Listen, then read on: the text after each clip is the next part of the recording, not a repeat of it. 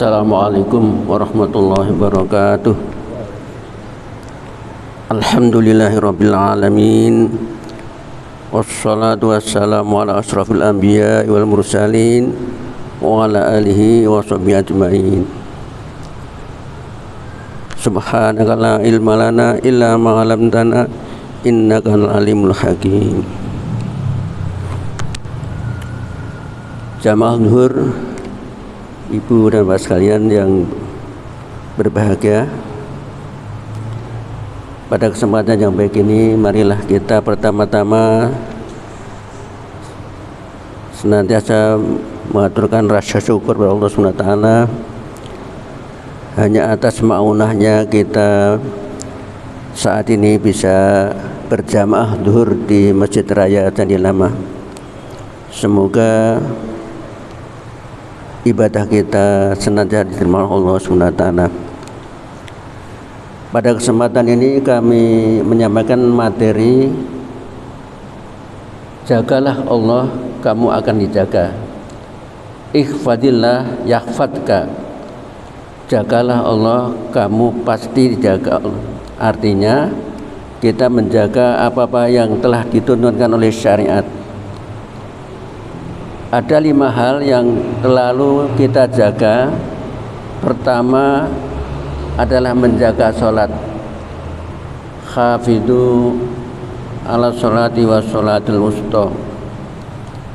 Jagalah sholatmu itu, termasuk sholat wusta, yaitu asar dan subuh itu.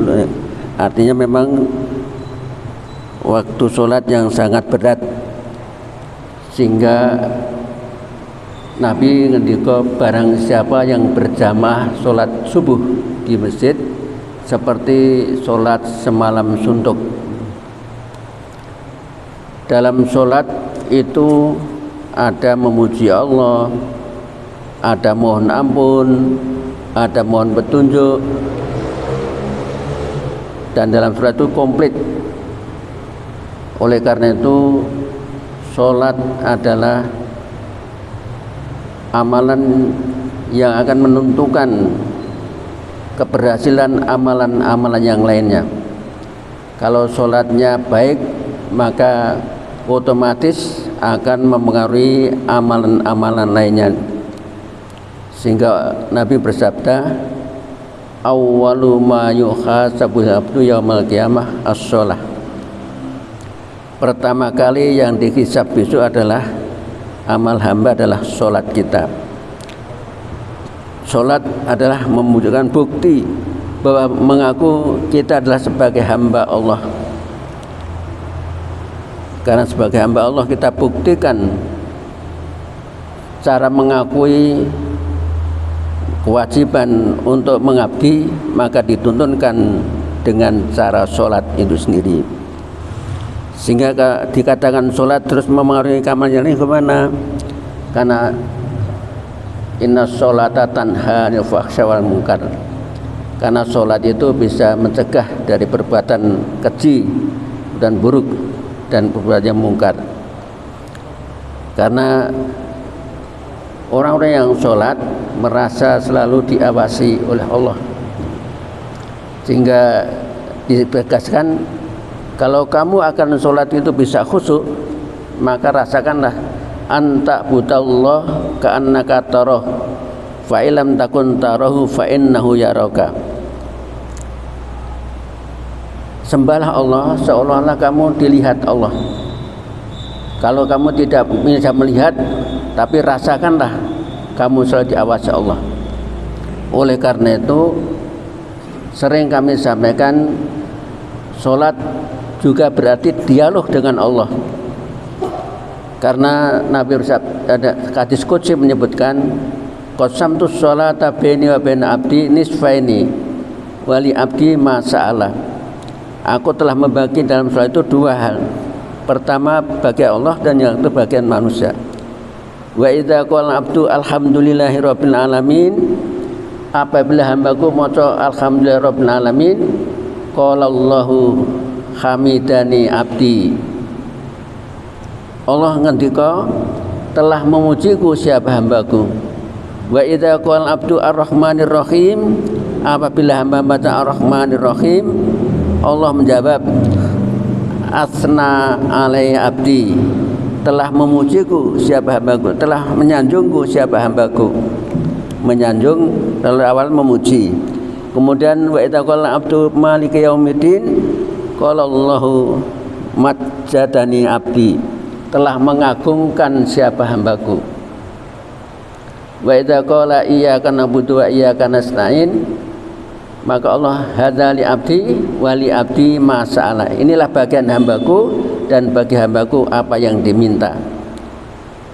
Sehingga kita waktu sholat sering kami ingatkan, walaupun panjenengan bisa baca wasol semuanya satu nafas, tetapi khusus untuk sholat rasakan bahwa kamu berdialog.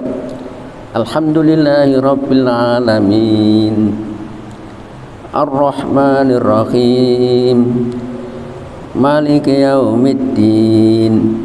Karena kita merasa dijawab, karena itu dikatakan dialog, berbicara dengan Allah justru di waktu sholat. Jadi pertama menjaga sholat kita. Nah, kok 5 apa? Sifat Allah adalah Alhamdulillahirabbil alamin, Hamdun, Rabbun, Rahman, Rahim, Malik. Hamba dia 5, iyyaka na'budu wa iyyaka nasta'in, ihdinas siratal mustaqim, siratal ladzina an'amta 'alaihim ghairil maghdubi 'alaihim waladdallin. Sifat Allah di situ 5, hamba memohon juga 5. Nah, ini karena itu kita jaga sholat kita. Yang kedua, menjaga kesucian lahir batin. Kesucian lahir yang telah dipraktekkan wudu, lahirnya kita basuh dengan harap anggota tubuh yang dibasuh waktu wudu menjadi bersih lahirnya. Tetapi batinnya kita mohon apa-apa yang dilakukan oleh anggota wudu tadi melakukan kesalahan, mata kita memandang, mulut kita bicara, tangan kita memegang, kaki kita berjalan, itu bisa juga melakukan kesalahan. Maka disitulah kita kemudian mohon agar kesalahan yang dilakukan oleh anggota badan kita itu juga diampuni. Itu mengenai suci lahir dan batin. Hati kita suci dalam arti bagaimana untuk menjaga agar supaya apa yang kita kerjakan itu betul-betul selalu dijaga, jangan sampai melanggar. Dan kalau jelas melanggar dan sadar, kemudian segera minta ampun, istighfar.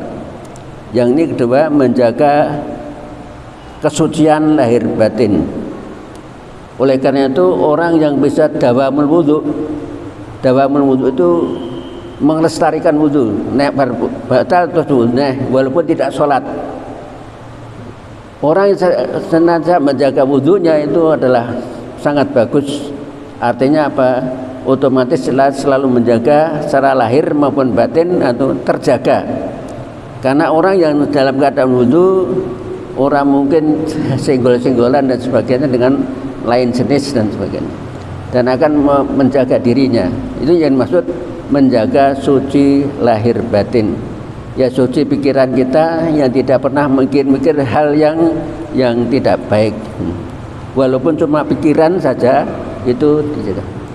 Kemudian yang ketiga adalah menjaga halal dan haram. Halal dan haram, makanan yang kita makan, rezeki yang kita cari, caranya mencari, apa yang kita peroleh dan para menggunakan itu adalah termasuk rezeki yang halal. Jadi cara mencarinya, setelah mulai cara menggunakannya, itu kemudian bagaimana yang kita peroleh, caranya banyak cara yang benar, tidak menipu, tidak curang dan sebagainya, atau barangnya yang kita peroleh ya barang yang halal. Dan waktu menggunakannya, setelah memulai harta, ya kita gunakan pada hal yang halal, yang boleh. Walaupun barangnya halal tapi digunakan yang haram untuk judi, untuk perbuatan maksiat, ya seneng-seneng, tapi itu maksiat, maka ya tidak menjadi halal. Jadi menjaga halal dan haram. Jadi kita jaga hak-halanya. Kemudian menjaga Allah dan Rasulnya, maksudnya adalah menjaga perintah Allah. Seperti kita menjaga sholat pada tempat waktunya, itu berarti menjaga Allah. Kita bekerja selama rezeki, kita berusaha untuk menyisihkan sebagai sedekah. Kemarin saya sampaikan orang miskin pada zaman Nabi itu matur pada Nabi, ya Rasulullah, saya tidak punya apa-apa. Kemudian ditanya, kamu punya apa? Saya punya tempat minum dan punya kain selembar gitu. Coba dibawa sini. Kemudian dibawa, itu diaturkan Nabi, ini ya Rasulullah, ya ini saya beli 1 dirham. Ini maksud ini belikanlah kampak, nanti kamu bekerja.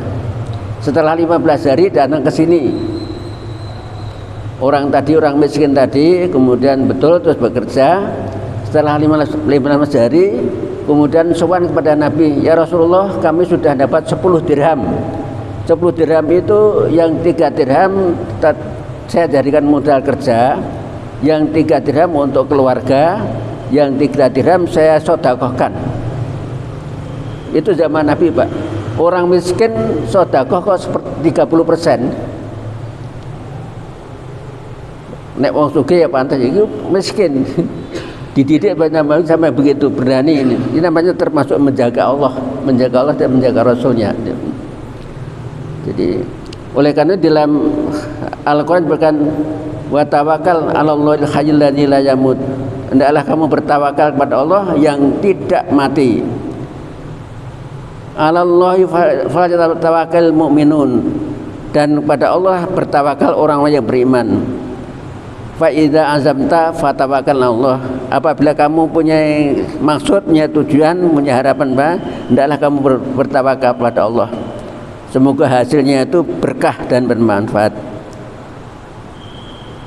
Wa may yatawakkal Allah fa huwa hasbuh.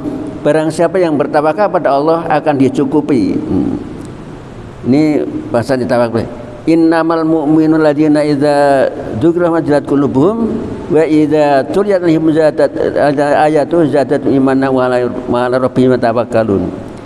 Innamal mu'minuna alladziina idza dzukira wajilat qulubuhum.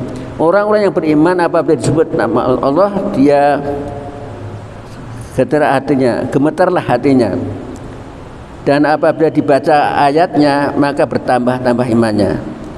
Dan kepada Allah, pada Tuhannya dia selalu bertawakal. Ini yang maksudnya menjaga Allah dan Rasulnya. Dan yang kelima adalah menjaga lisan. Salamatul insan min khibdil lisan. Selamatnya manusia karena bisa menjaga lisannya. Kul khairan auliyasmut. Berkatalah yang baik, yang benar. Kalau tidak bisa, lebih baik diam. Oleh karena itu kita sebagai orang yang muslim, yang mukmin, biasakan kita lisan kita untuk zikrullah, zikir pada Allah. Dalam keadaan senggang kita tidak lepas ucap subhanallah atau alhamdulillah, Allahu akbar, la ilaha illallah, la haula wala quwata illa billah. Yang pernah kami sampaikan juga, seorang yang membiasa zikir istighfar, astagfirullahaladzim, astagfirullahaladzim. Suatu saat Imam Abu Hanifah itu sengaja rihlah, tidak pakai kendaraan. Suatu saat sampai di suatu masjid, dia payah istirahat. Kemudian tertidur di masjid itu oleh tamirnya digusah. Gitu. Sudah pindah di Serabi, disuruh pergi lagi. Dan akhirnya Imam Abu Hanifah itu jalan.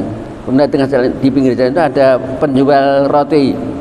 Ya, penjual roti itu ngadoni sendiri. Waktu ngadoni itu dia istighfar, astagfirullah, astagfirullah, astagfirullah. Imam Abu Hanifah kaget, wong ini mau istighfar terus. Kemudian dia tanya, ya saudara, mengapa kalau kamu kok istighfar terus? Ya Tuhan, karena selama ini kalau saya beristighfar tuh hajat saya selalu dikabul. kami mendapat rezeki yang banyak karena istighfar ini ya, dengan lewat jualan roti ini. Cuma satu yang belum kau dapatkan ya Tuhan, yaitu saya ingin ketemu ulama besar di negeri ini yang namanya Imam Abu Hanifah. Nah, ternyata yang datang itu ada Abu Hanifah. Ya saya ini Abu Hanifah. Alhamdulillah, rupanya terkabul juga. Jadi dia sambil kerja tapi sambil istighfar. Astagfirullah, astagfirullah, astagfirullah.